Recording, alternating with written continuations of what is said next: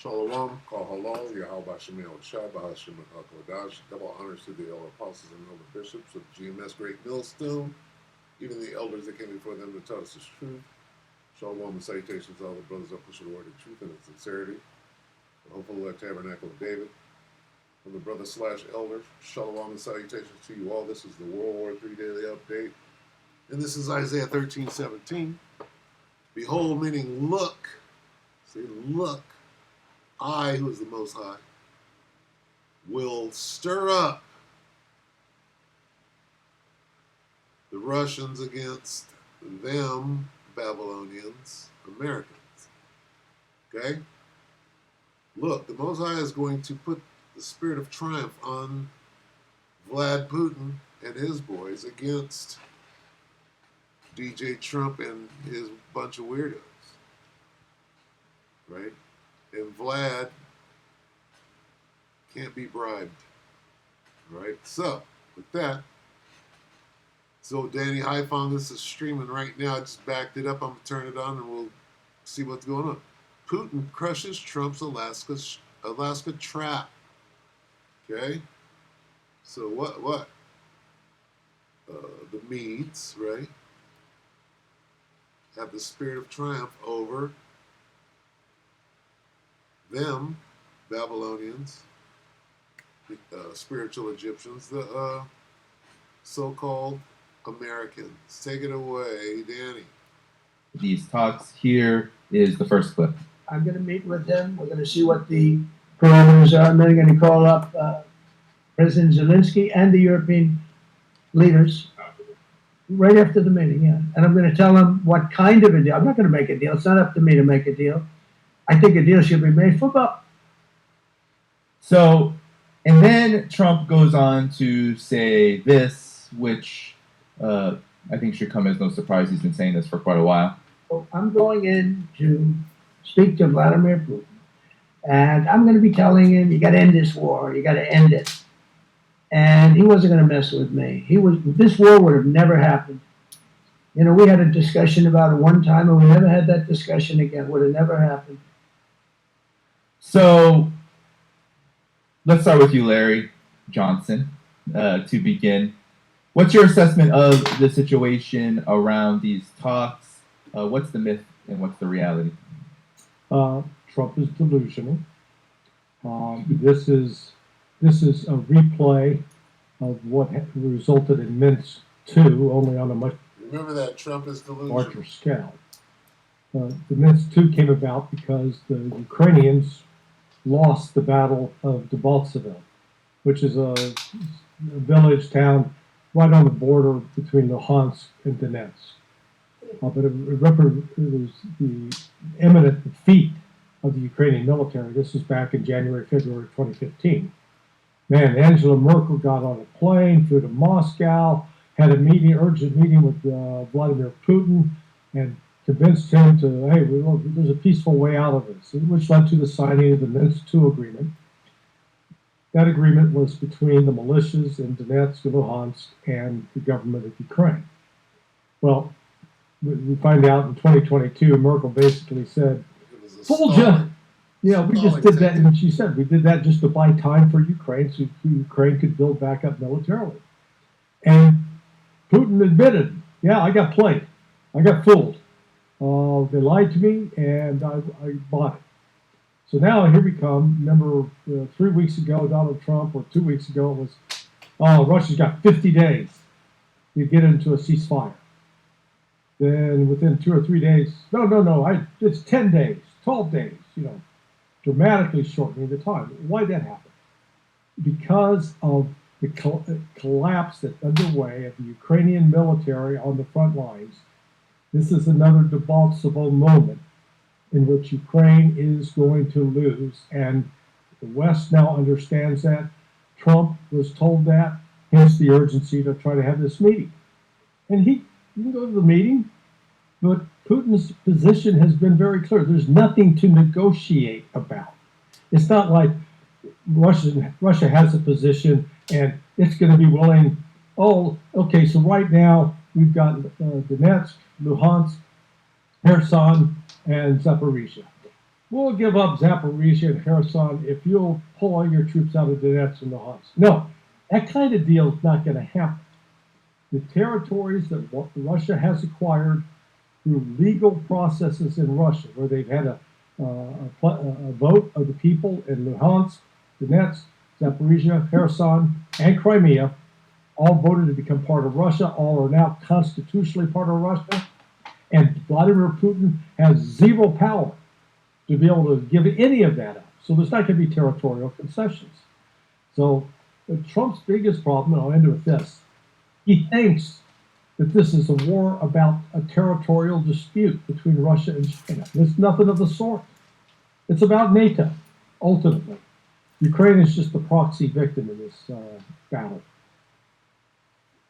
Yeah, and Wow.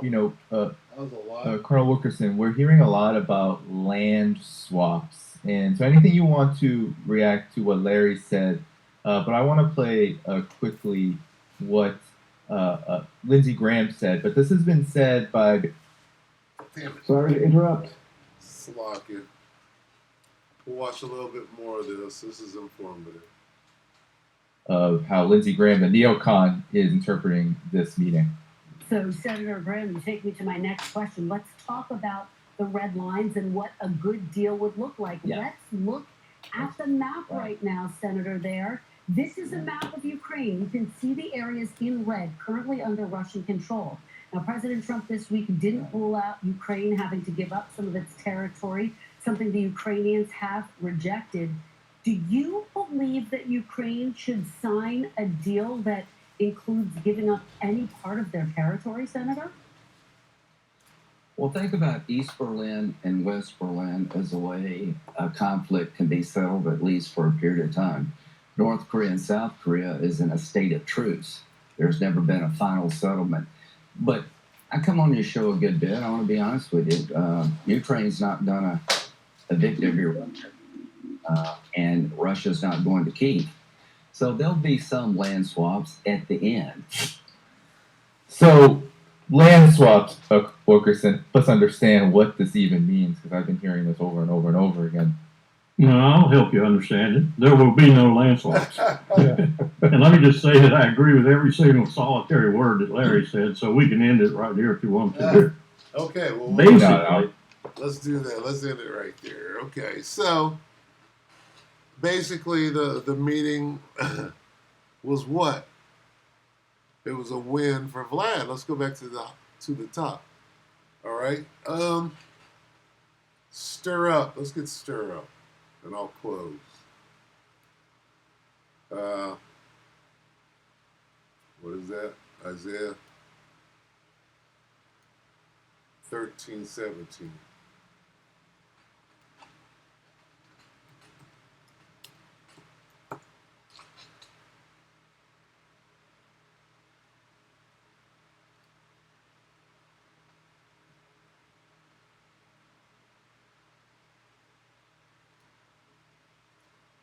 I will stir up a whole phrase.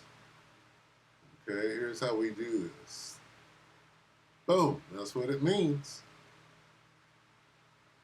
All right, here's how you say it. Ur, ur, ur. Strong's H5782. Ur. Ur, Ur. ur. All right, what does it mean? To be triumphant. Does it mean to rouse? No. Act in an aroused manner? No. To be triumphant. Let's look at it again. Behold, I will put the spirit of triumph, I will stir up, I will put the spirit of triumph on Russia against the Americans. Let's go even further. Be triumphant. Let's get triumphant. Right here, Neo fighting.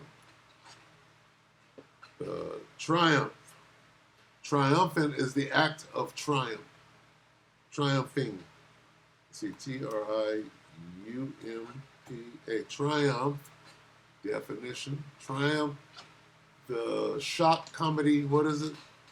Dog, comedy dog, triumph. Let's see, a great victory or achievement. Look at this. Let's put it in the, what are we talking about? We're talking about military, right? Triumph, definition to me, a victory or conquest by or as if by military force. So what does that I will stir up mean? I will put the spirit of conquest, the spirit of victory. What does triumph mean? A victory. To be triumphant.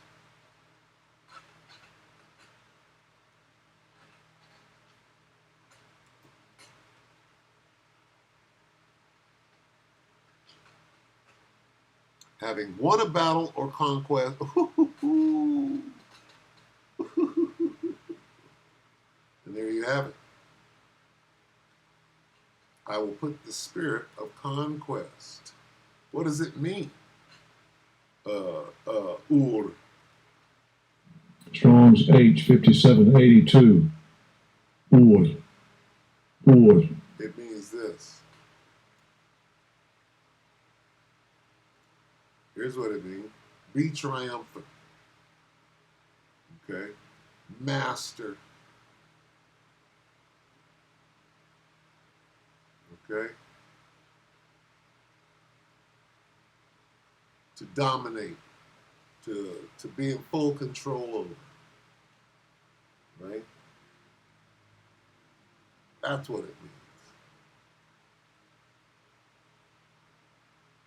To raise up. Let's see. Yeah. Anyway, so back here. All right. Look, behold, I will put the spirit of triumph to win a battle against who? What are we talking about here? We're talking about that military battle. Yeah? Well, if we're talking about the military and we're talking about this phrase, ain't that what it means? Let's go back. What does this say? Having won. Here. Sometimes you gotta make it clear. You see this word triumphant? To be triumphant. Let's get the definition of triumph. To be having won a battle or a conquest. To be victorious. To be victorious. Triumphant. To be victorious. Now go back. Get it? Behold, I will make victorious.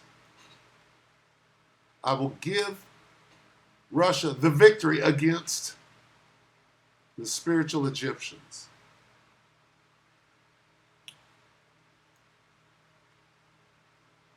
They're laughing at Trump. Okay? Putin crushes Trump's Alaska trap. See that? Because he's got the spirit of triumph. He's got the spirit of victory all over him. All right, so with that, we hope that the electorate edifies you, brothers and sisters. Shalom.